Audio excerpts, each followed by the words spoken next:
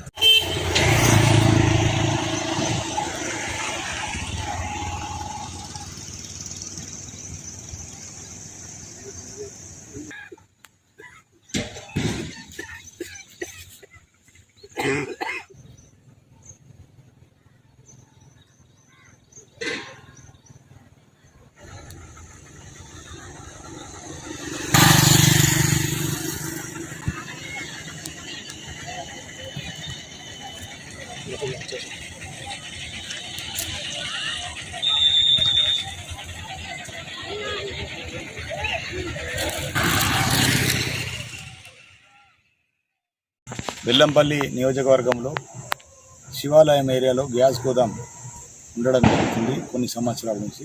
దాని పక్కకే కాస్పేట్లో ఉన్నటువంటి గురుకుల పాఠశాలను తీసుకొచ్చి ప్రభుత్వం వారు ఇక్కడ నిర్మాణం చేసి కిరాయికి దాన్ని నడుపుతారు.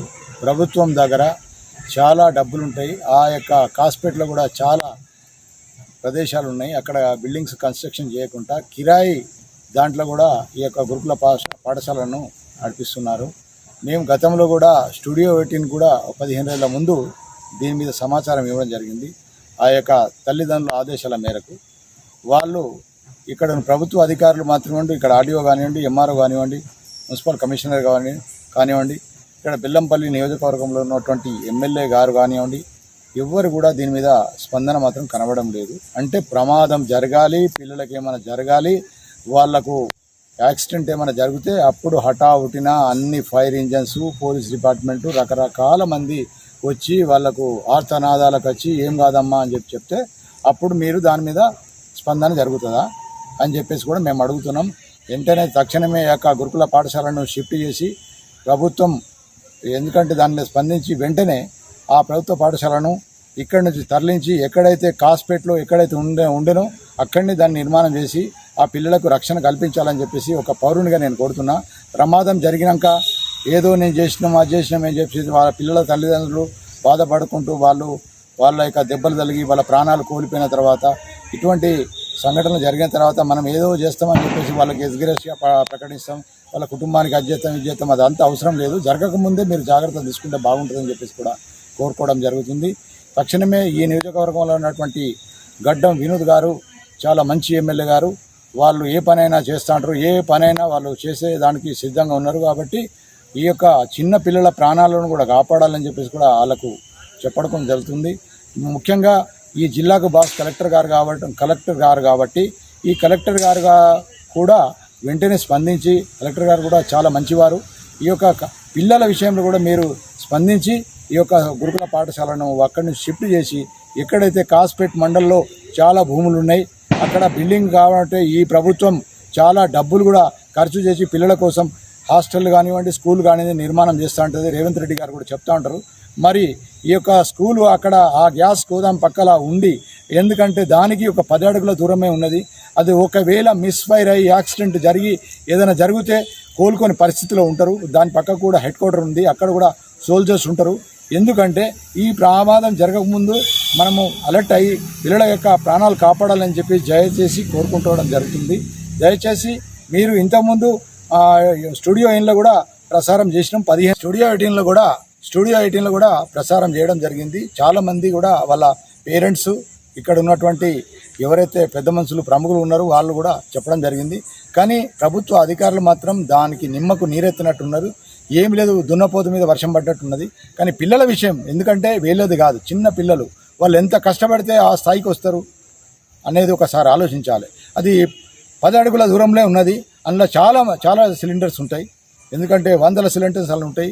ఎప్పుడెప్పుడు లోడ్స్ కూడా వస్తూ ఉంటాయి. అంటే ప్రమాదం ఎప్పుడు జరుగుతుంది అనేది కూడా మనం చెప్పలేం. కాబట్టి దాని మీద మీరు వెంటనే స్పందించి, అధికారులు స్పందించి ఆ యొక్క పిల్లలను కాపాడాలి. వాళ్ళ తల్లిదండ్రులుగా ఉన్నటువంటి బాధను కూడా మీరు అర్థం చేసుకోవాలని చెప్పేసి కూడా కోరడం జరుగుతుంది. జై హింద్. పట్టణంలో ఉన్నటువంటి కాసిపేట గురుకుల మరియు జూనియర్ కళాశాల పక్కన ఉన్నటువంటి భారత్ గ్యాస్ ఏజెన్సీకి సంబంధించినటువంటి గోదాం ఏదైతే ఉన్నదో, మరి అది పట్టుమని 10 అడుగుల దూరం కూడా లేకుండా నిర్వహిస్తున్నటువంటి భారత్ గ్యాస్ గోదాంని మరి అక్కడి నుండి తరలించాలి, అక్కడి నుండి తరలించి విద్యార్థుల ప్రాణాలను కాపాడాలని చెప్పి ఎన్నోసార్లు అధికారులకు విన్నవించినప్పటికీ కూడా ఏమాత్రం పట్టించుకోకుండా మరి ఇక్కడ ఉన్నటువంటి విద్యాశాఖ అధికారులే కావచ్చు, ఈ గ్యాస్ గోదాంకు సంబంధించినటువంటి ఉన్నతాధికారులే కావచ్చు, ఎవరు కూడా పట్టించుకోకుండా ఇలా విద్యార్థుల ప్రాణాలతో చెలగాటమాడుతూ ఇలా వారి వద్ద మామూలు వసూలు చేసుకుంటూ ఇలా మద్యం అంటే పైసలు వసూలు చేసుకుంటూ ఇలా ఉన్నతాధికారులంతా కూడా నిర్లక్ష్యంగా చూస్తూ ఉన్నారు. మేము భారత రాష్ట్ర సమితి, తెలంగాణ రాష్ట్ర సమితి విద్యార్థి విభాగం పక్షాన మేము డిమాండ్ చేస్తూ ఉన్నాం. అక్కడ ఉన్నటువంటి భారత్ గ్యాస్ గోదాం ఏదైతే ఉన్నదో అక్కడ నుండి వెంటనే తరలించాలని చెప్పి డిమాండ్ చేస్తూ ఉన్నాం మంచిర్యాల జిల్లా విద్యార్థి విభాగం పక్షాన. లేని ఏడల మరి ఈ భారత్ గ్యాస్ ఏజెన్సీ పైన మరి ఇక్కడ ఉన్నటువంటి ఈ ప్రభుత్వానికి మరి ఇక్కడ ఉన్నటువంటి ఉన్నతాధికారులకు కూడా మేము ఫిర్యాదు చేస్తాం. రాబోయే రోజులలో పెద్ద ఎత్తున ఉద్యమాలు చేస్తామని చెప్పి కూడా ఈ సందర్భంగా హెచ్చరిస్తూ ఉన్నాం. అక్కడ ఉన్నటువంటి మరి ఆ భవనం కూడా ఆ భారత్ గ్యాస్ గోదాంకు సంబంధించినటువంటి యజమానిదే కావడం, మరి ఇన్ని కారణాలు అక్కడ ఉన్నప్పటికీ కూడా ఏమాత్రం పట్టించుకున్నటువంటి ఈ భారత్ గ్యాస్ గోదాం మరి ఆ విద్యార్థులను చిన్న చూపు చూస్తూ ఇలా ఎంతో సుదూర ప్రాంతాల నుండి విద్యను అభ్యసించడానికి వచ్చేటువంటి ఎస్సీ ఎస్టీ బీసీల విద్యార్థుల ప్రాణాలంటే కూడా ఏమాత్రం లెక్కలేనటువంటి విద్యాధికారులు కావచ్చు, ఉన్నతాధికారులు కూడా మేము డిమాండ్ చేస్తూ ఉన్నాం. లేకపోతే ఈ బెల్లంపల్లి నియోజకవర్గ వ్యాప్తంగా కూడా భారీ ఎత్తున ఉద్యమాలు చేస్తామని చెప్పి కూడా ఈ సందర్భంగా హెచ్చరిస్తా ఉన్నాం. వెంటనే అక్కడ ఉన్నటువంటి గోదాంను తక్షణమే తరలించాలని చెప్పి కూడా డిమాండ్ చేస్తూ ఉన్నాం.